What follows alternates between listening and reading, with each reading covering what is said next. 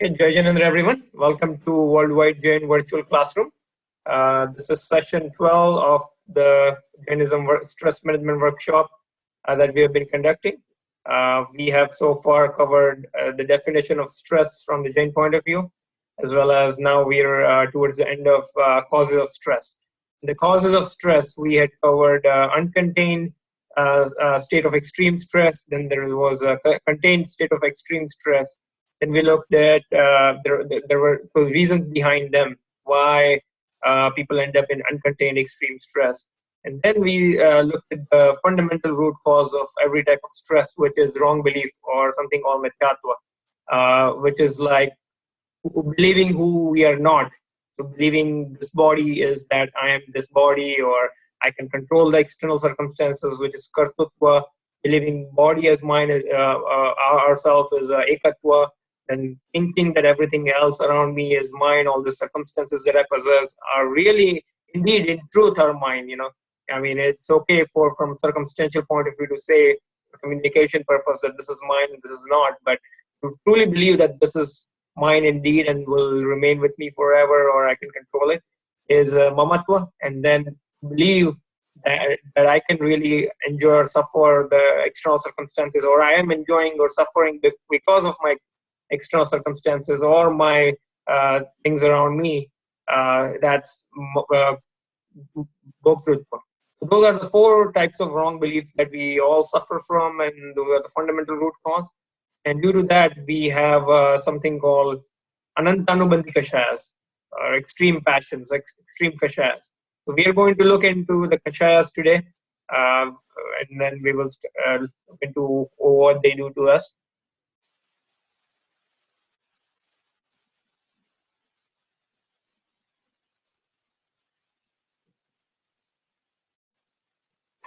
Okay, let me share my screen.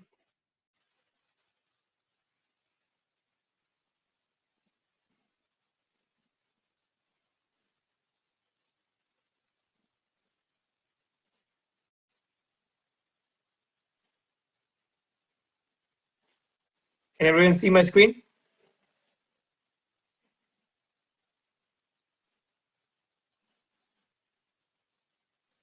Can everyone see my screen? Yeah.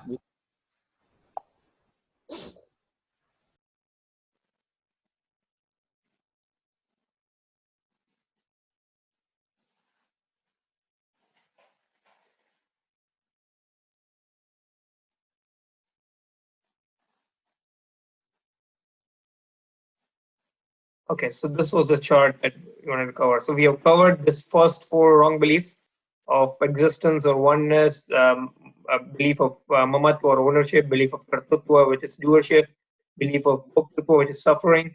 Now we will go into the details of the kashayas. And last time, I think we even covered this attachment, lobe and rag dvesh. So we will go into straight into the man kashay.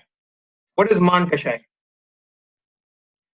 So Mankasha is nothing but Gurutva or Lagutva Granthi, or in English, what we can identify as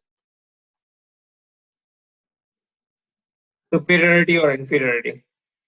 So Mithya Darshan, wrong notions about what is and is not our real nature and qualities, that leads a worldly Jeev like us to experience stress about Gurutva or Lagutva. We are, whether we think about it or not, whether we pay attention to it or not, but we all have some sort of superiority or inferiority due to certain things, certain type of beliefs that we possess. So we may have feeling of superiority compared to something that we believe that is inferior to us, and then we also have feeling of inferiority compared to something that we believe is superior to us. And now think about this. Superiority and inferiority comes from what? What do they come from? Why do we have this feeling of superiority or inferiority in the first place? Can anyone answer that? Anyone?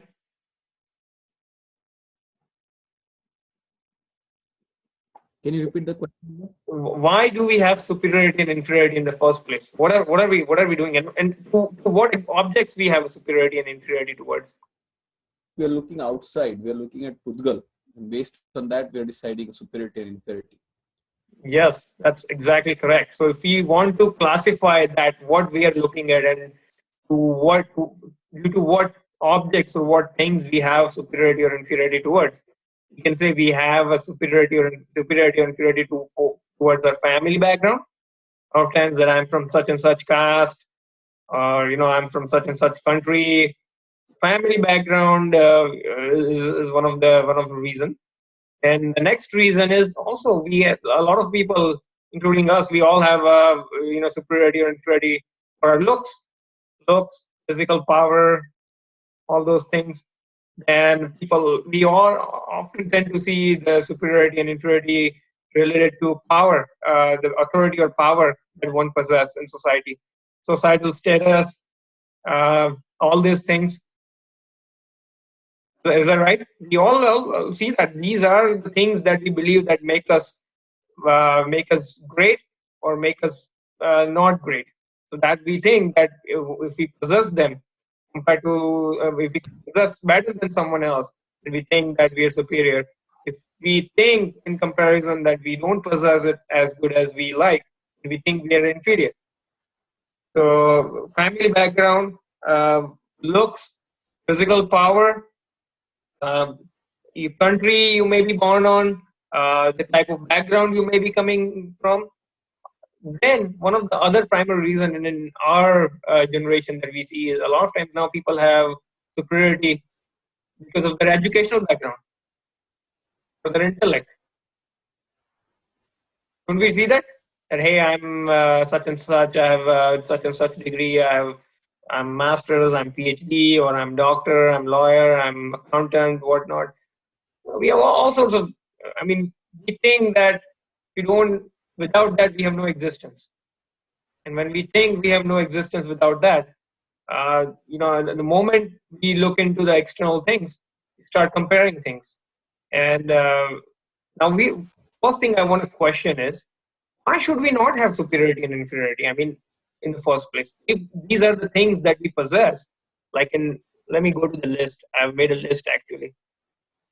So we have a superiority towards these things most of the time. So looks, body, physical power, intellect, education, worldly status, profession and authority, family background, property and possessions, family. Family background covers family. We don't need separately. And then religion. Well, So these are all temporary things, right? So the in I guess in reality, from a soul standpoint or Jeev standpoint, we all have the same, mm, I guess, potential. So there is no one that's superior or inferior. yeah, but I mean, even if they were temporary, right? We still do possess it, right? I mean, if I look good, or if I have I mean, like let's talk about looks or physical power. If I have a physical power, if I have good looks, why should I not have superiority? I But mean, we've already established that that's not you. exactly, that's the answer. So we believe that it's me, and this looks is mine, and I look at this is my looks, and I have the physical power. But as we have seen previously, a soul, who we really are, a Jeev or consciousness, who we really are, cannot do anything to even a single particle. So let alone forget about exerting a physical power, punching something or lifting something. We cannot even move a particle in reality from an absolute point of view. We may say in everyday life that I can do this or I can do that, and those are worldly statements from worldly correspondence, because we have a desire to do something, and at the time, if it's going to happen, if the thing externally is going to happen, like say suppose we have a desire to lift hand, and if this hand has the ability to be lifted up at that time and ability to transform in that fashion, then the hand lifts up. So we believe that just because I have a desire to lift my hand, I did lift my hand. And that's not the case. It's just purely a coincidence. it's an instrumental cause. Your desire is more like an instrumental cause, but your desire is not causing the hand to move in a real sense. If that was the case, then a person with paralysis would not have been, why a person with paralysis cannot lift the hand. So as a consciousness, we cannot really touch, even move a single particle. So how can you exert physical power? So that's not who we are. That's a false pride that we have, which is based upon the false belief, false understanding we have about who we are and what is mine. And that applies to same thing with looks. There are, you may, if you observe the lifetime of the actresses, no matter how beautiful the actress looks in their early years, you may want to check out their looks in the later years of their life. Even looks, besides from the fact that it's not ours, that's not who we are. That's the substance, and we have no control over it. It can transform itself. Sometimes people look good, and suddenly they have some skin disease, and they don't look good, and they have no control over it. And similarly, as the age progresses, looks is going to go away. So, I mean, it's temporary. That's another reason. So why should we have that false pride upon it? You can apply the similar logic to the family background. We had no control over we did not explicitly say that I want to be born in this and this, such and such family or such and such family. And besides, that's not who we are. That's not who is ours in reality. Our real nature is just a pure consciousness. That's all we carry with us from life to life. That's all we carry with us internally. Similarly, the type of religion or type of values that we may acquire from outside, little that we control. So, I mean, why do we have a proud about that? Similarly, property and possessions. But I want to raise two important questions here. You may question that looks, body, physical power, profession, authority, family background, possessions, everything is external. And so that's not who I am, right? So then, but if you talk about intellect or education, that's my own knowledge, right? That's within me. Even as a consciousness, that's within me. And why should I not have a proud about that? Why should I not have a superiority, or why should I not feel very good about it? Any questions? Any answers to that? I mean, you may argue everything else is external, but intellect, education, that's a knowledge of your own self, right? Why should you not be proud about it? Well, if it was my knowledge and intellect, then it would last with me for every life. Every time I take a rebirth, I should have it, but I don't. Even when I get old, get I sick, my neurons die. I mean, I'm not, so it's not something that's going to last forever.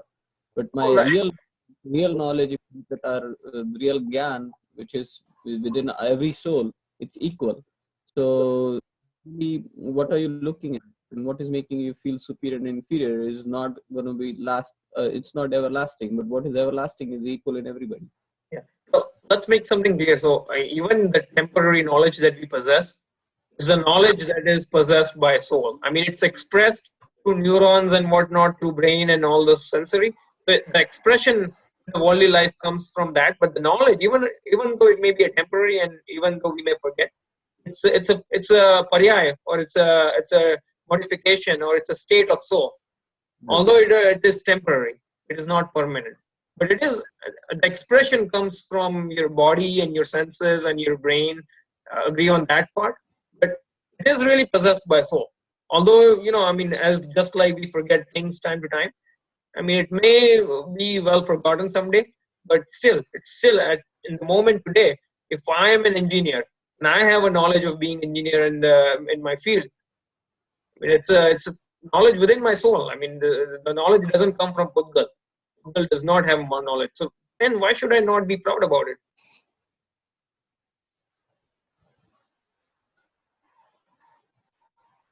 I mean, answer is kind of what Pritesh gave.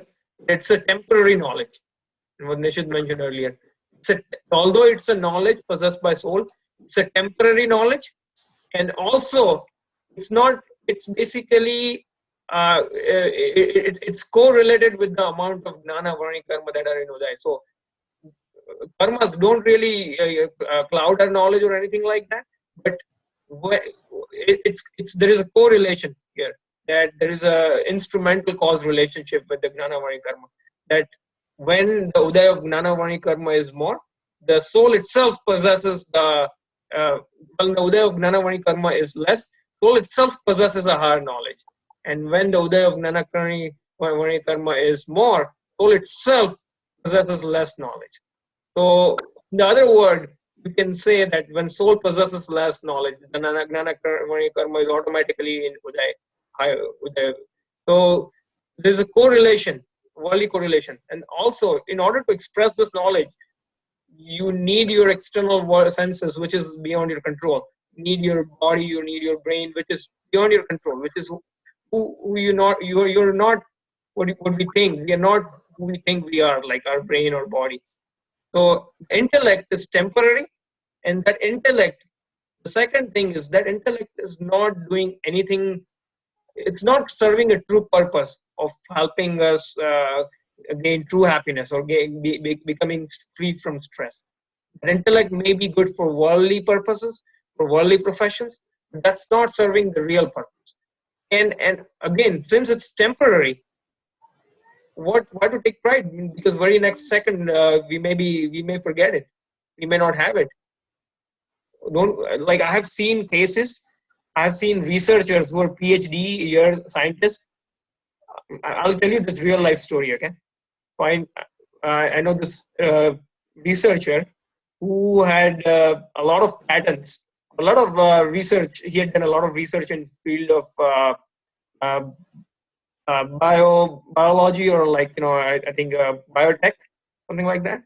And then what happened was one of his partners stole his patents or took all the credit for his work. And this scientist got into so much depression that in the condition that when I saw him, he was not even able to walk. He was not even able to walk.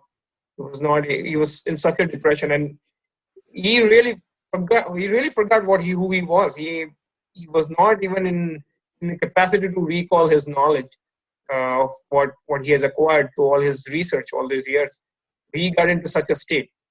So why be proud about that temporary education so much when we know that it's also dependent upon so many things that, I mean, the school that we go to, we don't control. I mean, not necessarily the school we go to. A lot of times our parents first they decide what school they send us, right? And unless these things occur, we can't really get good education. And even when it occurs, it's just a temporary. So then why be proud about it? And the real knowledge, which is our true potential, which will never go away, is the true potential of the soul, which is infinite knowledge, the ability to attain infinite knowledge. And we don't know how to express it quite yet, but there is ability and there is a method to express it. If we express that true knowledge that will never go away, then that's our real nature, and that's same with everyone. So then why be proud about intellectual education, which is temporary? Any questions? Does that make sense? Does that make sense? Okay. Yeah. Now, second thing I want to address is a lot of times we are proud about our religious rites and rituals. We think I'm doing 2 upvas, 3 upvas, 1 upvas, I'm doing a thay, I'm doing das upvas, I'm studying so much scriptures, I'm doing pratikraman, I'm doing samaik. And so long we have this belief of that I am doing this external kriya, that's still an ego, a man kashai associated with it. Because in reality, who is doing upvas? What is upvas? Is consciousness doing upvas? Does consciousness eat at all? Can consciousness eat?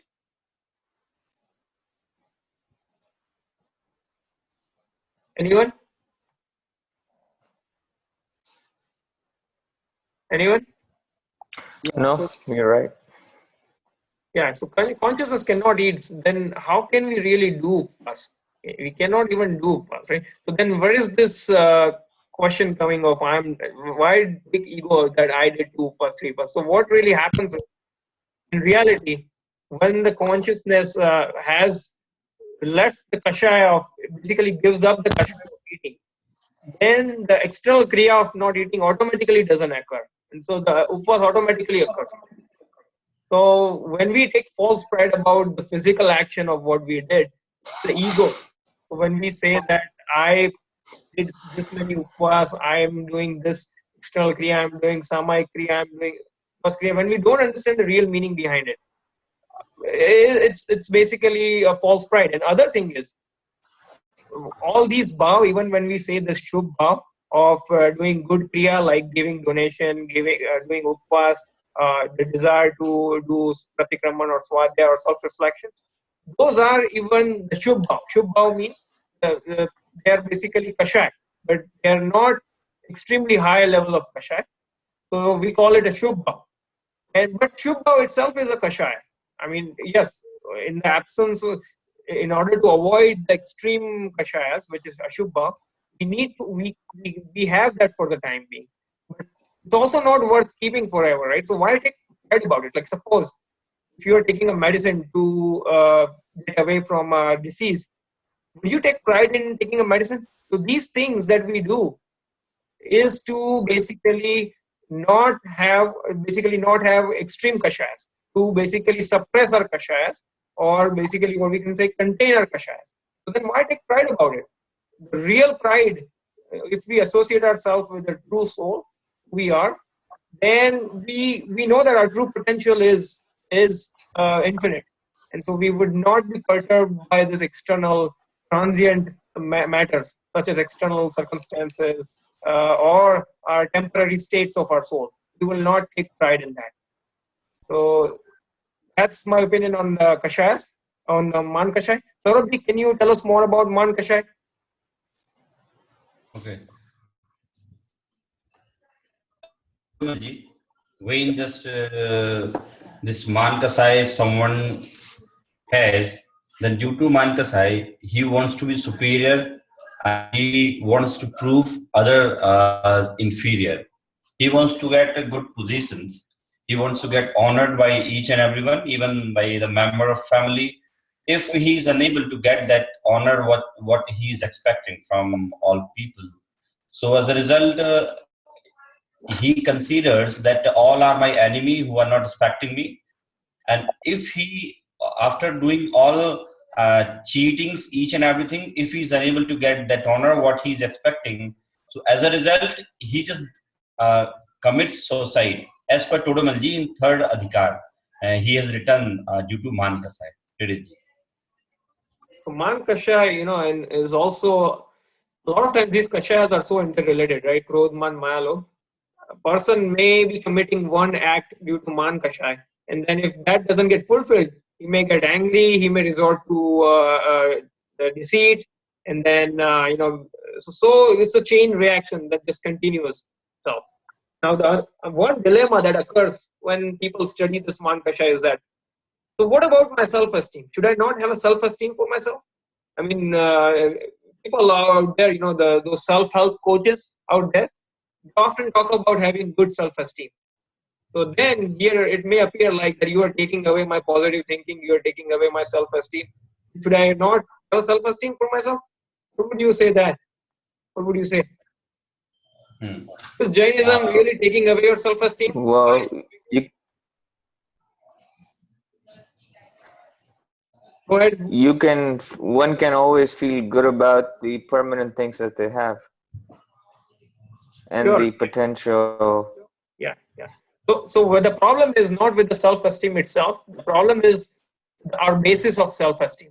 So most of the time, our basis of the self-esteem is our looks, body, physical power, intellect, education, worldly status, profession, authority, family background, property, possessions, and religion. These are the worldly things that we base our self-esteem upon. And when we base our self-esteem on these things, they're bound to collapse, because these things are not temporary by nature, and they are not are either. and you will always find someone more superior than us or someone inferior than us. So the self-esteem is bound to collapse if they're dependent upon these objects. So then there's nothing wrong in having self-esteem, but Jainism shows you the correct basis of having right self-esteem. So the true self-esteem should be on a permanent nature of our soul. So the consciousness. So as a consciousness, you can see it's such a powerful substance that can never get destroyed. In fact, it can never be created, never can be destroyed. So it's such an independent substance.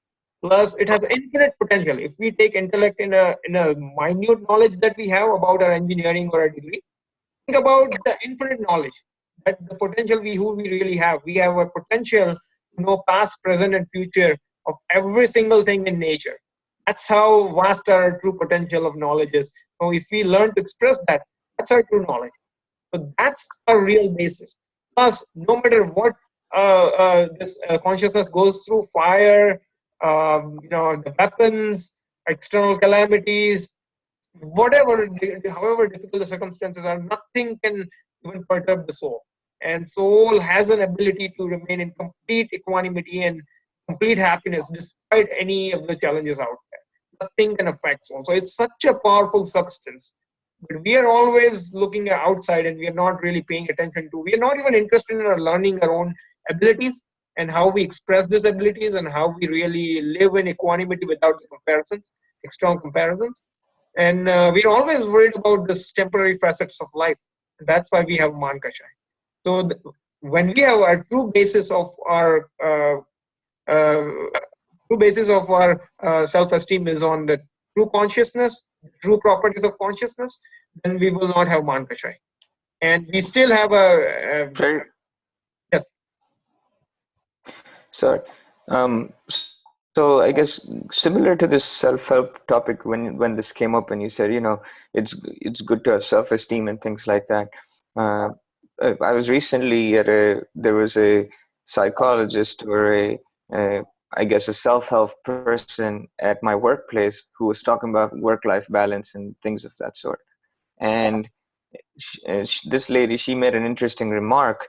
She said, it's healthy to have passions in life, because if you don't have passions, you won't be able to do anything or achieve anything. What would you say to something like that? So long we remain in our worldly life, we are going to have certain kashas, right? Like for example, being in a layman, I'm not able to give up attachments to my family, and since I have a family, I'm going to have certain possessions that comes with the family, and I'm going to perform certain activities like earning, even enjoying with my family or doing certain things, right?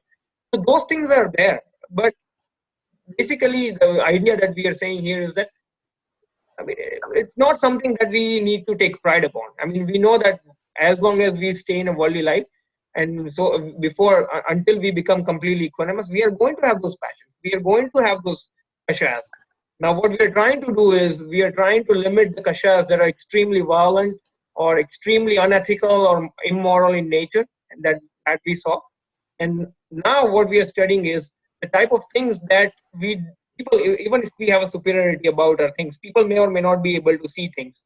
But if someday that thing were to go away, like I'm just taking an example. If someone has a really, really lot of superiority about their looks, right? Some girl, and some skin disease occurs and that skin does not stay the same way.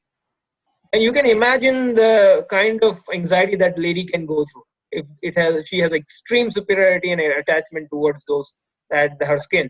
So what do you do with that? Why? What is the root cause of her anxiety? It's the root cause of her anxiety is that she believes that she is superior because of her looks, and she is defined by her skin and body.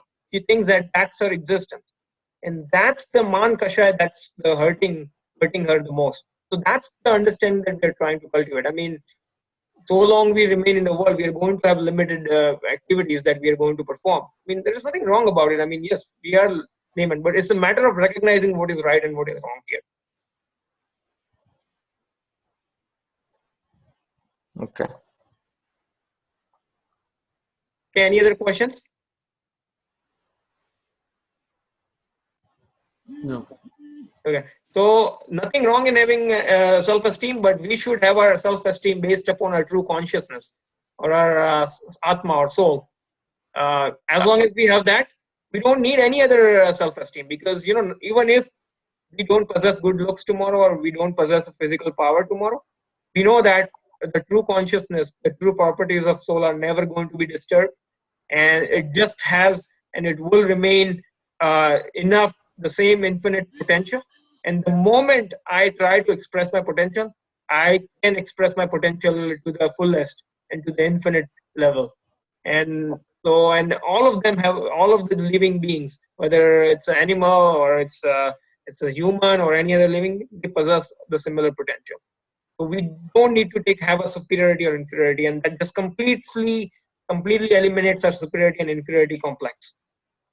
Think about it. A lot of time, like stress in life comes from superiority and inferiority, right? Is that correct? Yep. How many times it comes from superiority and inferiority? Pretty much all the time. I don't have this, the other person have this, and we sometimes take false customs that, hey, people have this level of lifestyle, I need to maintain this level of lifestyle. People get their daughters married in this way, I need to get my daughter married in this way to have such a grand wedding. So that's all superiority and inferiority complex. Even when we perform donations, we have the superiority and inferiority complex.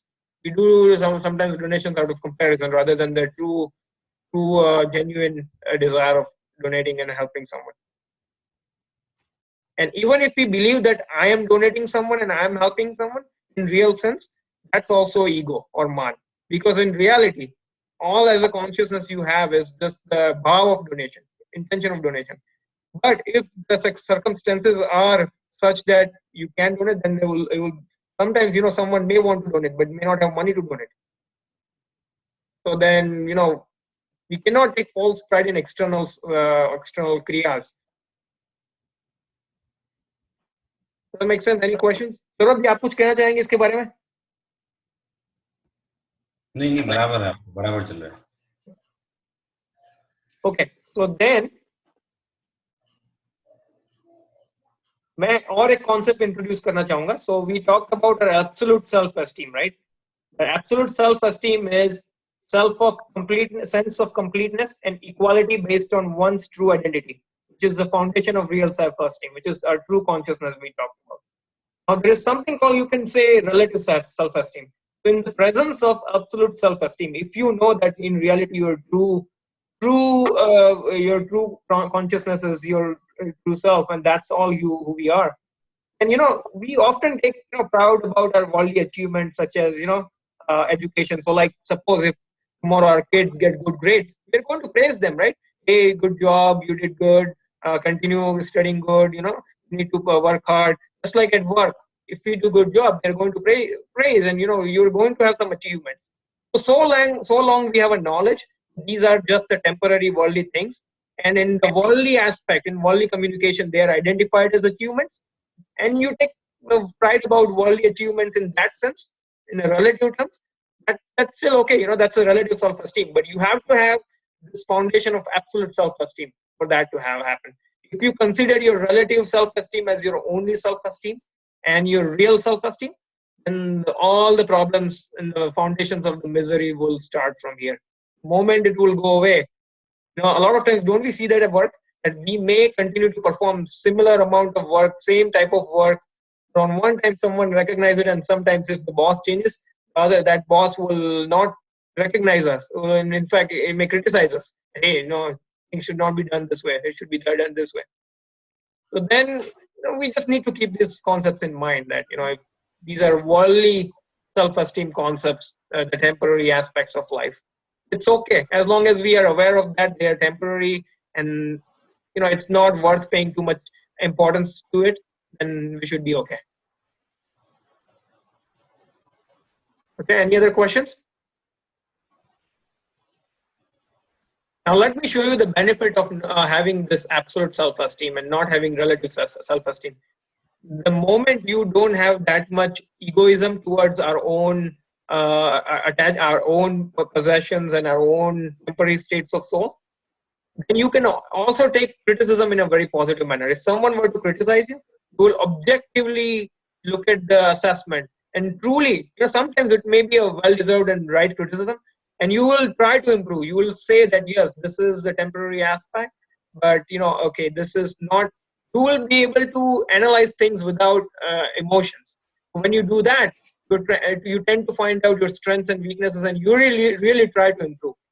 And on the other cases, sometimes there may be a no point in criticism that may be totally unfair criticism. You may not be unfairly disturbed by the criticism, right? A lot of times what happens is people say something about it, something about ourselves, and we easily get disturbed. Hey, am I really like this? They start having self-doubt. So when you objectively assess yourself, you will have no self-doubt because you're not subjectively assessing based on someone's opinion. You're looking at the true facts of life. That's another benefit of not having Man Kashai, basically, or reduced Man Kashai. Any questions so far? Is it making sense? Yep. Any other questions? No questions? So the key things that we need to mind, the key questions we need to ask ourselves when we have a Man Kashai is, what are my real qualities? And what are not my qualities? Who really am I? What's mine? What is not mine?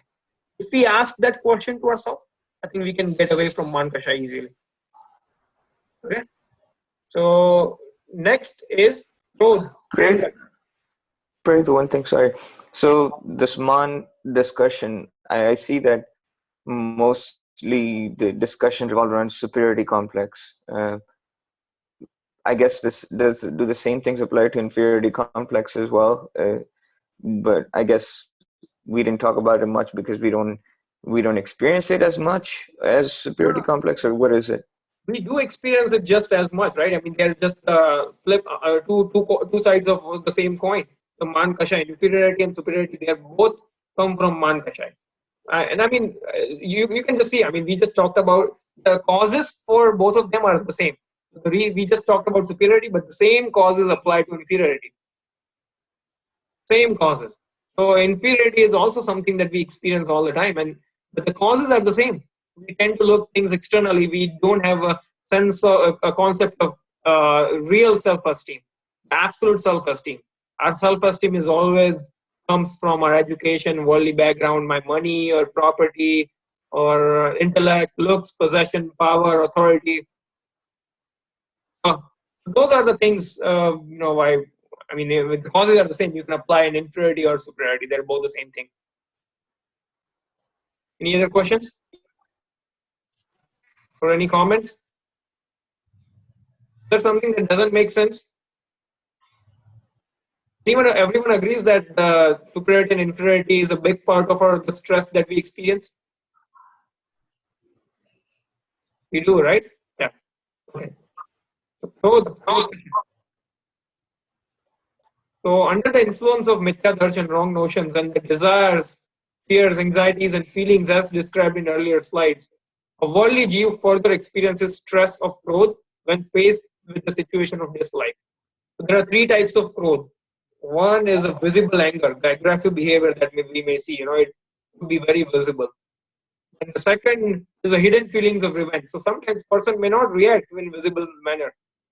Person may look cool from outside, but may form feelings of revenge that I'll show him when time comes, or I'll take revenge of these things.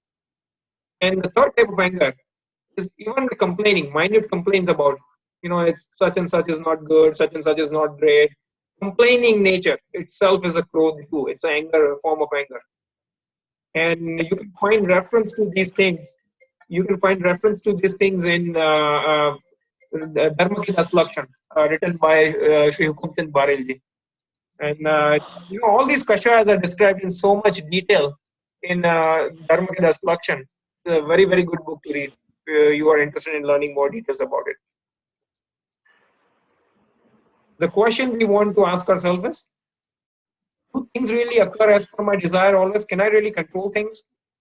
If I can't, then why am I getting angry? And the thing is, we always think that we always associate likes and dislikes with everything. We always associate good and bad with everything.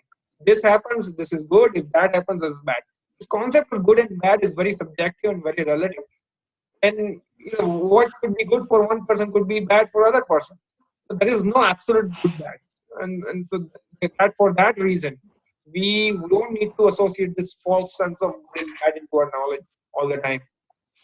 We can do that. We can stay away from anger. Saurabh ji आप हमें क्रोध के बारे में बताना चाहेंगे?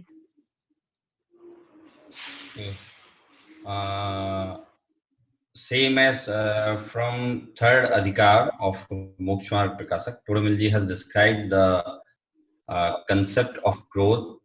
When the growth kasai is produced in the heart of this human, so usually as a result, his eyes are red with anger, trembling lips, hands, and he want to kill or hurt someone to whom he's doing.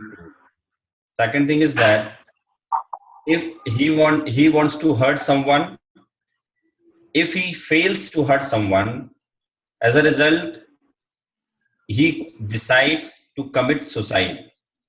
It means Krodh is so dangerous that he is not that aware at the time to respect the elders, to care about the family, to care about his body, each and everything. It means a state of anger is very dangerous kind of situation. It's a momentary, but momentary is like a storm. As a storm, just within a second or 1 or 2 minutes, it just creates a disaster everywhere. Like that, growth is a momentary, but it creates only destruction everywhere, even in family, even in friends. So usually when we see the cases, criminal cases, so many criminal cases are only on the basis of growth, and when they are present in court, usually people say that, my lord, in a state of anger, I have committed this crime, but actually I am not criminal, but that was a state of anger. I was unable to control my anger. As a result, I killed that person or hurt that person. So this is the result of growth. And we can control our growth by recognizing our nature or by understanding divine. So another thing I want to talk about in this kashayas, in anger specifically, these are the anger that we express towards the other people in life, or external situations in life, right? We do this, but there is anger to ourselves. So first, the moment we don't respect our own self, we don't recognize our true pure consciousness, and we start worrying about the external circumstances and external things, and think about controlling or possessing external things, that is anger towards ourselves, because we are not respecting, we are not thinking about the welfare of ourselves, and we are harming ourselves. So that's an anger. It may sound very strange. You're saying that anger towards ourselves. Yes, Jainism says that the moment you indulge in kashayas, that's an anger towards your own self, because you are harming your own self with the kashayas. So that's something to keep in mind. That's anger towards one's own self. And the anger towards others can only come from when a person is angry towards himself. So when person is not respecting his own soul and not keeping that in his mind, then the anger will arise. So first anger, the person is committing towards himself. We cannot harm someone else before without harming ourselves. A person will first harm himself before he or she can harm someone else. I mean, others may or may not get upset with our anger, but when we get angry, we would definitely get hurt by law. There will not be a moment of anger where you will not get hurt. So the moment we get angry, that's the same moment we feel anxiety. Does that make sense? Okay. Any other questions? Yeah, hi Prerit. This is Hemal. I have a question. So the other 2 points, we can understand, but the complaint is also a form of anger. Yes, complaint is also a form of minute anger. Complaint. If we complain that we don't like something, right? And then we have complaints. So it's a feeling of dislike, and it's a minute anger. We don't often pay too much attention, but complaints are also anger. Oh, okay. People express different anger in different manner. Some people may express visible anger. Some people may not express anger but may have harbor the feelings of revenge. And some people, may be doing all of them, or some people may be doing. I mean, there are different times we do different things, right? And a lot of times, some people just have complaining nature, just like to complain about everything and anything. Here, so anger, so complaint occurs when the problem, you have a problem with someone who is senior to you, who is someone you cannot show your anger to, and revenge is not really an issue there, but it's just that you're angry at that person, and then what you do is generally you will complain about it to someone else, Yeah. or just whine about it. Visible anger is someone who is junior to you, who you can, who is a weaker section in front of you, and for stronger section in front of you generally complain. I mean, that might be wrong, that not 100% generalizable, but that's what I read when I was reading Dharmakadash Lakshan. Yeah, that happens. Yep. Other thing I want to point out is that most of the time, when people study this kashas in Jainism, people think like, you don't want me to live my normal life. Can I not even have a problem? Can I not even express my complaints? Can I not even have complaints? If something is not going right, why should I not have complaints? Why should I not talk about my problems? So, the answer is this. The study that we are doing is for our understanding that what is right and what is wrong. Now, how we get there is when we are going to talk about in the management of stress. Now, what happens is we are like when we purify water, right? Or when we heat up the water doesn't just go from 0 degrees Celsius to 100 degrees Celsius in just one moment. It is a gradual process. So in the gradual process, there is going to be partial cold, partial hot. Similarly, when you are trying to make something pure, in the pure process of purity, there are gradual stages in which there is a partial purity, partial impurity. So yes, we are going to have problems in life, and we are going to have complaints in life at times because we are weak. We'll have to learn to accept that complaint is solely due to myself and solely due to my own weakness, and it's not due to anything external. So then that's the first step of taking responsibility. Then you may not be able to just not have complaints right away in life from the very next moment. Yes, you may have complaints, but then a lot of times what we do is in the absence of this knowledge, we take such a negative approach towards our problem in life that we end up making them worse. So we want to resolve them, but we don't know how to resolve them. So we end up causing more harm to ourselves by more and more kashayas and by more and more anxiety. And in doing so, we do such an external behavior that it messes up our external situation at work or at family too. Suppose like if I'm not happy about something at home, and if I get angry about it, then now I'm upsetting everyone in the family, and the atmosphere in the family is such that nothing can go right, and then things just go worse and worse from there. So with the help of this knowledge, we will take a constructive approach in resolving these issues and complaints that come up. They may come, but how do you get out of it instantly, and how do you then eventually get to a point where you don't even have a complaints in the first place? It doesn't even arise. So that's the gradual process that we will cover in this management of stress. Yeah, I want to address all of the dilemmas that people go through when people study Jainism. People make so much wrong interpretation about Jainism, and that's just because we have our own preconceived notions about things in life in Jainism. So I want to address these things occur in life. If you have any dilemma or any question like that, you should always bring up and talk about it. This is the forum to talk about it. Okay. Last one is Maya Kashai.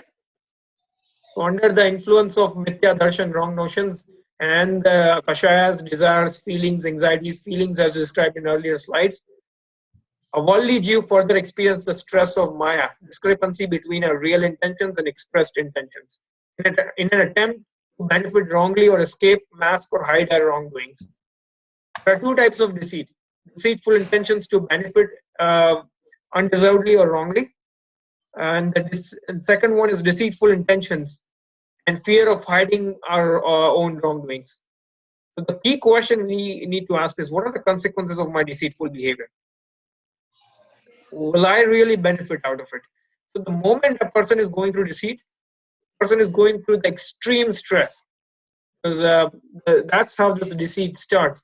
A person is already under stress because of some wrong intentions, benefit wrongly, or a wrong action that he or she may have committed in the past.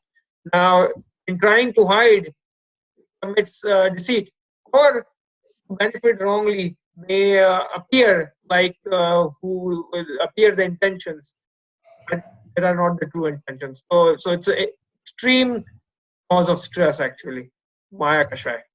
And we should not have Maya Kashay. Saurabh ji आप हमें और बता सकते हैं माया कषाय के बारे में? Okay.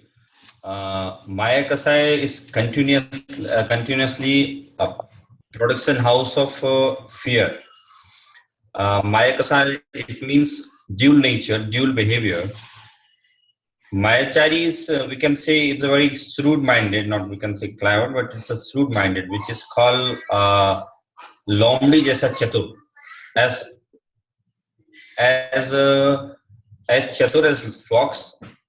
So he says something to one party and he says something to one party. They quarrel, but he's in fear each and every moment that both must not know the real truth. Otherwise, they will just beat me or they will hurt me. Second thing is that if someone is doing Mayachari, so he thinks that due to Mayachari he is earning money, but it is delusion. Due to Mayachari he is not earning money. Uh, it seems to whole world that if I am Mayachari, I know about this kind of tips, so definitely I will earn money. I can just do each and everything. But Mayachari, if one reveals to this world, no one would be ready to believe on that person. So Mayachari is kind of fear, and in a state of fear, no one can do Swadhyaya. So in Granth, it is instruction to a Shravak that you must be away from Mayachari. Okay, Preeti. So now, if you summarize all these kashayas, one thing you can see is that mithya darshan, root cause, which is mithya darshan or wrong belief, is there, which is the foundation of it. But there is one habit that we all possess, which is not allowing us to make any progress towards even making reducing our stress, and that is a habit of just watching others' fault. We always keep finding faults of others or external situations or other people. We are always trying to cover ourselves. We are not taking responsibility for our own actions.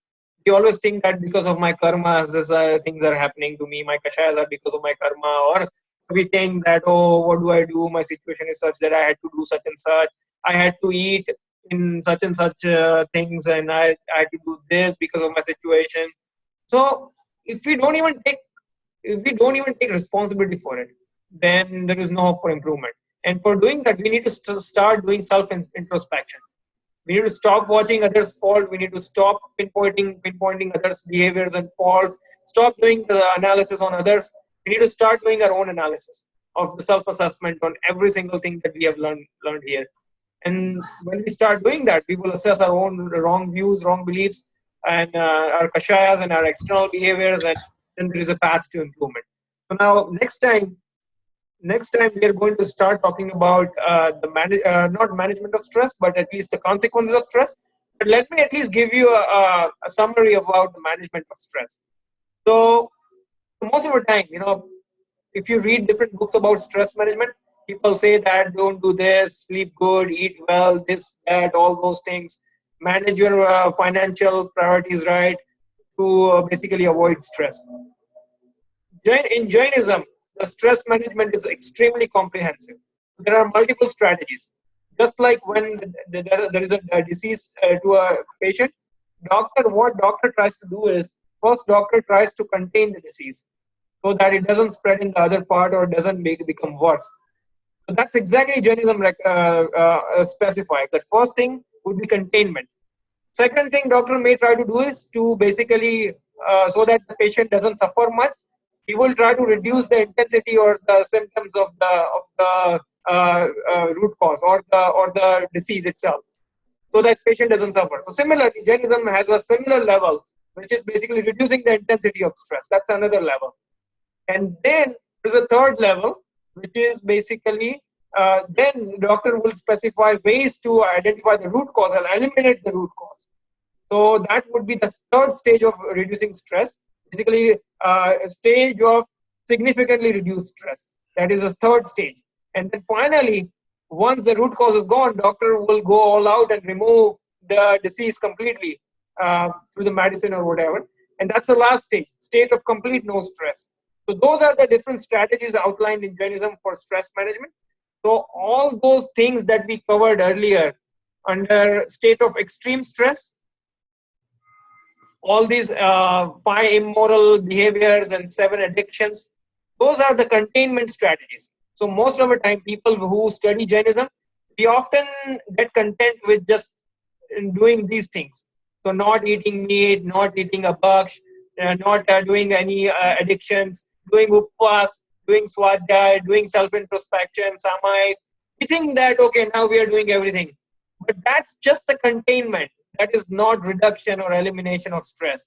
You are not eliminating, by even doing the donation or even doing upvas, you're not reducing your stress, you're not reducing your kashayas, you're simply putting a brake on kashayas. So that is an important distinction to make. That we don't need to be overly proud about our activities that we do in upvas and donation and swadhyay and in things that's just the first step. But we need to take that first step because if we keep eating a baksh, if we keep eating non-veg, micro non-veg, ratri bhojan, if we keep eating in a non-veg restaurant, if we keep eating honey, if we keep eating substances that we should not be consuming, we have 7 addictions, then we are not even containing our stress. Forget about elimination and reduction of intensity and elimination of stress. That's the next step. So that's why when we start with the management of stress, we will go through the containment first, then we look at how to reduce the intensity.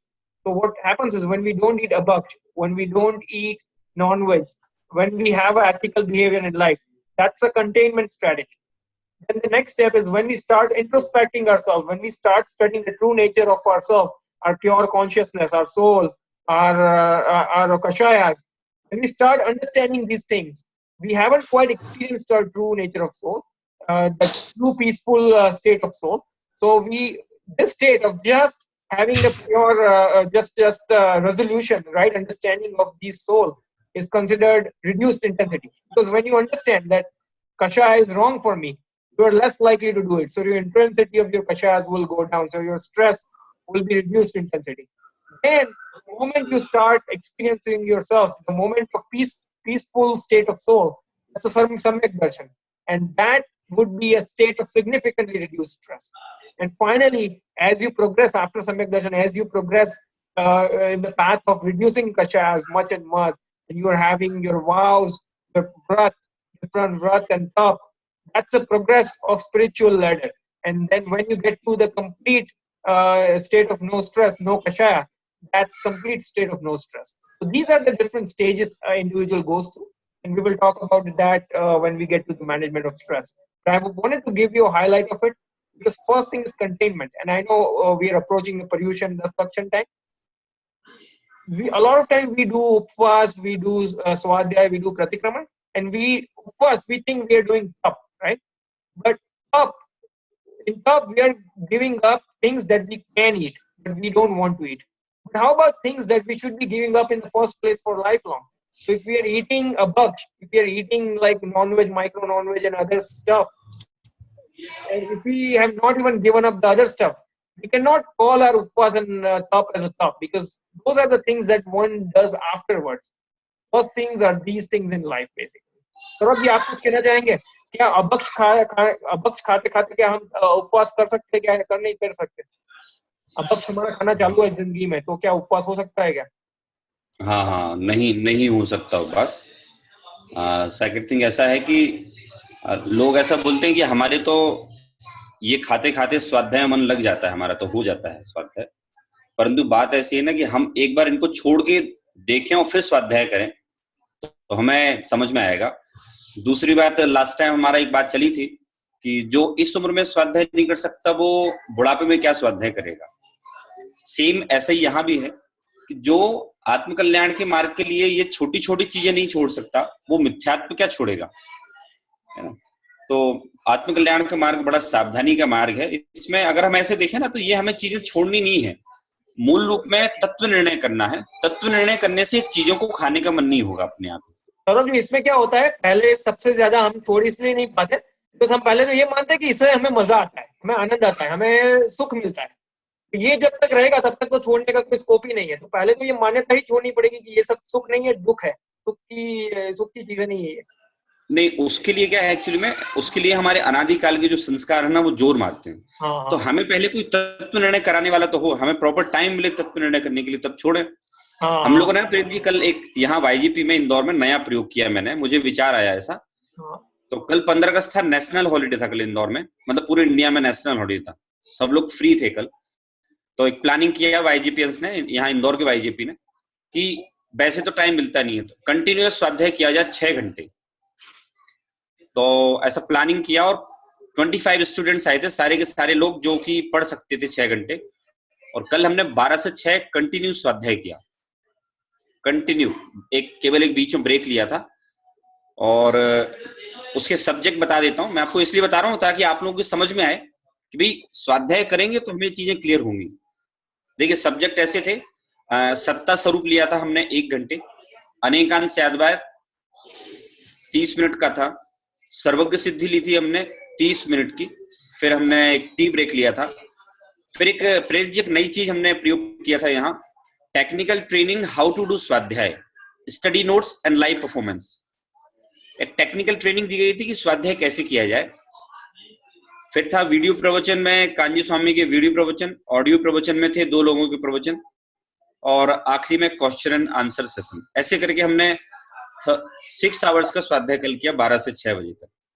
उसमें जो चीज निकल के सामने आई, तो एक student सामने आया, बोले सर बहुत टाइम से मुझे ये चीजें क्लियर नहीं हो रही थी कि हम रात्रि भोजन क्यों छोड़ें, हम आलू खाना क्यों छोड़ें। बाकी आज के स्वाध्याय से क्लियर हुआ कि ये चीजें जब तक नहीं छोड़ेंगे ना, तब तक हम स्वाध्याय गहराई से नहीं कर पाएंगे। तो ऐसे ही एक बार हम स्वाध्याय में जाएं, तत्प्रणय करें तो हो जाएगा। हाँ, हाँ। तो सौरभ जी ऐसा है ना कि जैसे सिगरेट छोड़नी हो किसी को, if one wants to give up cigarette, first he has to understand कि सिगरेट से उसे फायदा है या नुकसान है। अगर वो जानता है कि मुझे उससे नुकसान है और फिर निर्णय करता है कि ये मुझे छोड़ना है, तो छोड़ने में बहुत देर नहीं लगती है फिर वो निर्णय करने के बाद। और फिर निर्णय करने के बाद then we make a strategies, भाई चलो पहले 10 पीते हो, पहले 8 5 करो, कम करो, 2 करो, 1 करो, फिर छोड़ दो। तो सिमिलरली यहाँ भी हम अभक्ष खा रहे हो, वो सब छोड़ दे एक साथ तो सबसे अच्छा है। नहीं छोड़ सकते तो थोड़ा थोड़ा करके तो छोड़े, और पहले निर्णय तो करें कि ये छोड़ने जैसी चीज है, ये खाने जैसी नहीं है, ये दुख है, सुख नहीं है।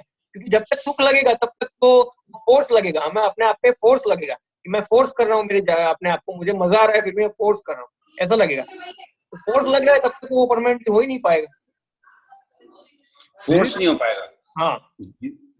तो एटलीस्ट हमें इतना निर्णय करना चाहिए कि हर ये 10 लक्षण और पर्यूषण के निमित्त पे हमें हर साल कुछ ना कुछ छोटा सा नियम लेके कुछ ना कुछ परमानेंटली छोड़ देना चाहिए। एटलीस्ट सब ना छोड़ पाए तो कुछ ना कुछ तो छोड़ना ही चाहिए, का नियम तो करना ही चाहिए। वैसे ना प्रेरित और सौरभ जी, मतलब मैं देखता हूँ, अभी मैं डेली पेशेंट्स देखता हूँ कि अल्कोहल या तो स्मोकिंग, उनको अच्छे से पता होता है कि कितनी खराब चीज है, क्योंकि उनको ऑलरेडी इतने सारे प्रॉब्लम्स हो रहे हैं, बट उनसे वो छूटता नहीं है।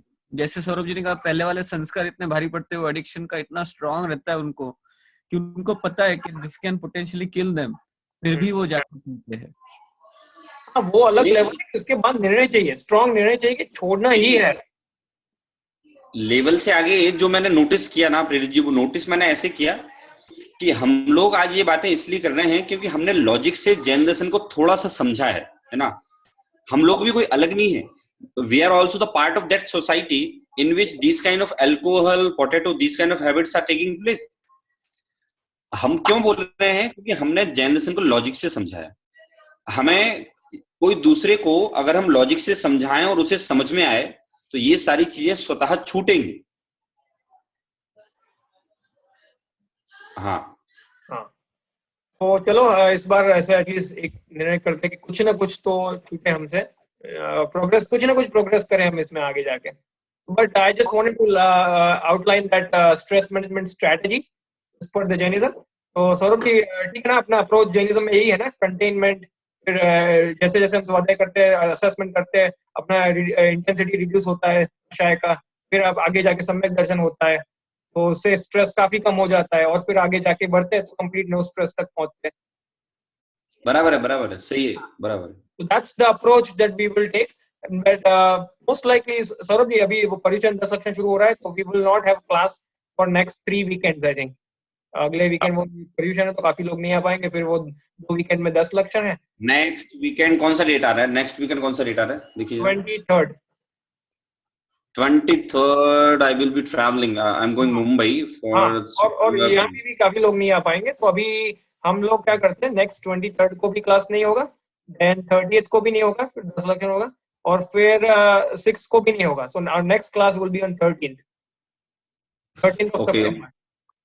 Okay 13 of September. हाँ ओके तो प्रिंस जी मुझे, हाँ प्रिंस जी, हाँ कल मैंने स्वाध्याय का बताया ना आपको, हम लोगों ने 6 घंटे स्वाध्याय किया लगातार, साले भाई जीपीएंस ने. हाँ. तो उसमें क्या है, हम लोगों ने अलग अलग टॉपिक रखे थे, और क्या बोलते हैं, नोट्स बनाने का रखा था, प्रेजेंटेशन का रखा था. तो 25 लोगों ने 6 घंटे मिलकर स्वाध्याय किया. और उसमें काफी सारी चीजें ऐसी सामने आई हमारे, जैसे कि जो 1 घंटे में क्लियर नहीं हो सकती या डाउट्स नहीं पूछे जा सकते, तो वो 6 घंटे में ऐसे क्लियर हुए. ऐसे आप लोग भी वहां जब कोई ऐसे छुट्टी का दिन हो तो आप लोग एक मिलने के बहाने मिलें, और आप लोग 2-4-5 घंटे स्वाध्याय करें, आपस में मिलें. ऑनलाइन तो उतना इफेक्टिव नहीं रहेगा मेरे ख्याल से, वो फिजिकल मीटिंग ठीक रहेगी. तो आप लोग मिलकर स्वाध्याय करेंगे ना, तो और चीजें क्लियर होंगी. और 10 लक्षण में और परीक्षण में तो हर रोज स्वाध्याय करना ही चाहिए, अपने को जितना टाइम ले सके. एक्चुअली छुट्टी ले सके तो सबसे ज्यादा है, छुट्टी लेके पूरा 10 दिन छुट्टी लेके कर सके तो सबसे ज्यादा अच्छा है. यहाँ सके तो जितना भी कर सके उतना अच्छा है. और एक चीज मैं बताना चाहता था कि हमें ये सोचना चाहिए कि अगर हम लाइफ में काफी ऐसी क्रियाएं करते हैं जिसका हमें कुछ पता नहीं होता है, कुछ मीनिंग नहीं पता होता है, जैसे काफी ये परीक्षण में ये लोग प्रतिक्रमण करते हैं, उनको एक शब्द भी मालूम नहीं होता है उस प्रतिक्रमण का, और पूरे सूत्र रटते हैं.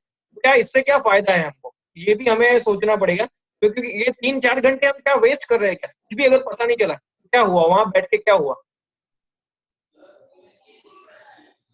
सौरभ जी आप बता पाएंगे कि इसका अच्छा यूटिलाइजेशन कैसे कर पाएंगे, क्योंकि काफी बार ऐसा ही होता है कि लोग मंदिर में बैठ के वो करते हैं, सामाजिक प्रतिक्रमण करते हैं, मगर एक भी शब्द का अर्थ मालूम नहीं होता है.